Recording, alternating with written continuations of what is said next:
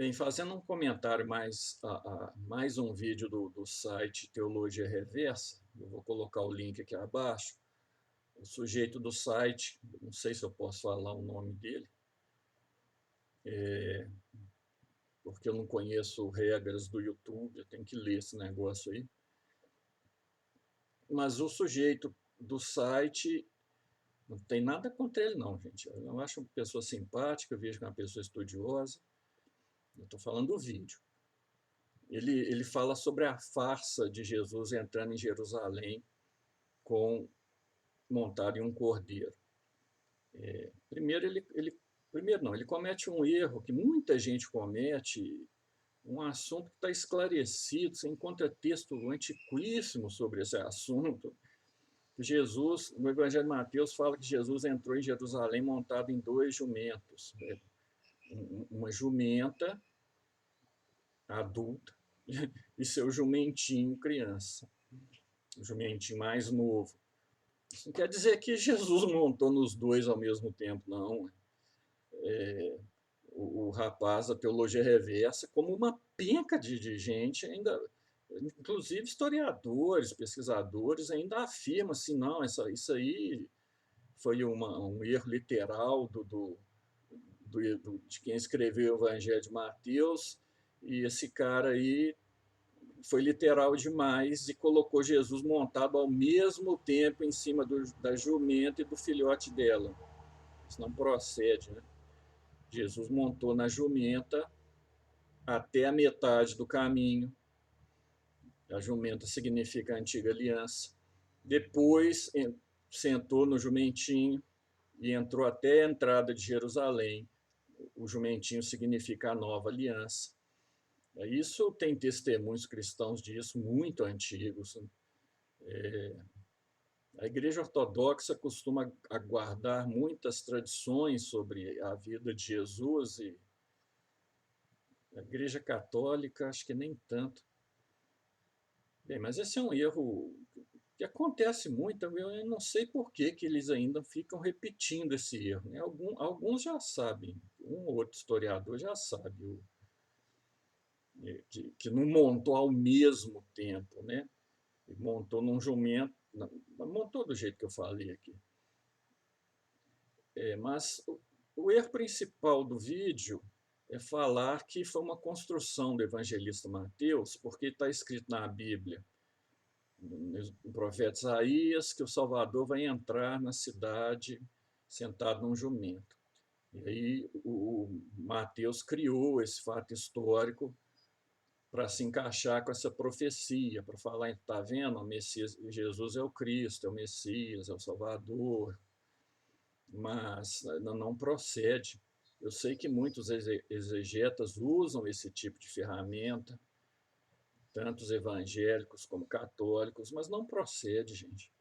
Existe uma técnica de interpretação judaica chamada Midrash, que consiste no seguinte: você tem um fato histórico, aquele fato, quer dizer, um fato da sua vida, aquele fato te lembra uma passagem bíblica, você aplica a passagem bíblica à sua vida. Quer dizer que sua vida é um mito, não? E, por exemplo, um padre contou que um casal chegou no velório do filho, o filho mais novo morreu, e o casal falou assim: Deus dá, Deus tira, louvado seja Deus, que é uma frase do livro de Jó. Isso quer dizer que esse enterro foi inventado, que o menino não morreu, que o casal não existe, que o padre não existe, que o enterro não existe, foi só uma invenção para justificar uma palavra que está escrita no livro de Jó? Claro que não. A Midrash é um tipo de interpretação judaica que, com o passar do tempo, ela foi ficando muito incrementada. No século I não era tão incrementada como nos dias atuais, né? Então, não estou falando da interpretação atual com todos os seus instrumentos. Mas, de toda forma, essa forma de usar a Bíblia é usada até hoje por cristãos, por judeus, e se usa isso desde aquele tempo. Você vê cristão usando, e judeu também, usando esse tipo de procedimento o tempo todo. Então, por quê? E, aliás, falar assim, para cumprir a profecia, significa mais ou menos como está escrito nas Escrituras. Como está escrito nas Escrituras, né? Ficou um pouco, não é redundante, mas é esquisito. Como está escrito? E é só olhar, as profecias não batem muito com o Antigo Testamento, né? Se alguém fizer um levantamento das profecias do Novo Testamento, mostrando assim, essas profecias aqui mostram que Jesus é o Cristo, e vai buscar no Antigo Testamento aquelas profecias, vai ver que elas estão em contextos diferentes, têm significados diferentes, às vezes o cara cita o profeta diferente. Por que isso acontece? É muito simples, né? Porque o sujeito vê um acontecimento, vê um fato, vem na cabeça dele, a profeta disse isso, ilumina o fato com aquele versículo bíblico, que não era, nem era versículo, com aquela frase bíblica. Isso era normal de acontecer. Agora, tem gente que até hoje fica assim, não, as profecias são falsas. É, é, fazer o quê, né? Então, Mateus escreveu um fato histórico. O Marcos evitou de usar os dois jumentos. Mateus não, falou que tinha lá dois jumentos, Jesus usou um, depois o outro, para significar aquelas coisas que eu já disse. E está lá registrado. E ele vendo aquilo lá, falou assim, olha só, na Escritura está escrito isso aqui. Na forma típica de Mateus, escrevi para cumprir as profecias. Mas não é no sentido atual, assim, que tem uma profecia que vai ser cumprida com um fato histórico. Né? O conceito de profecia naquele período era outra coisa, a forma de usar a Bíblia era outra. Então, tem que deixar de lado essas categorias contemporâneas para julgar o mundo antigo. Isso é chamado de anacronismo, isso é um erro. Agora, aquilo vem acontecendo daquela época até hoje. O costume ainda continua, né? Nós usamos frases bíblicas muitas vezes para iluminar a nossa vida, o que não quer dizer que nossa vida seja um mito forçado para enganar alguém.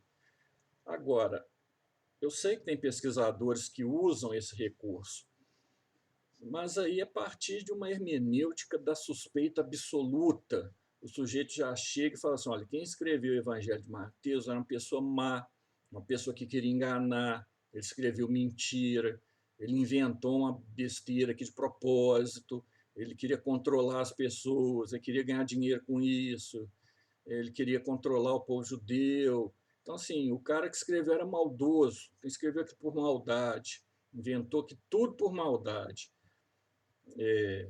Bem, o ser humano não é assim não, gente. O ser humano é cara de pau, fala besteira, mas não chega a ser esse monstro todo, não. Você não vai acreditar em tudo também na hora que você vai estudar, você deixa em suspenso. E à medida que o tempo vai passando, você vai tirando suas conclusões, mas você tem que entrar no estudo com a mentalidade aberta, né?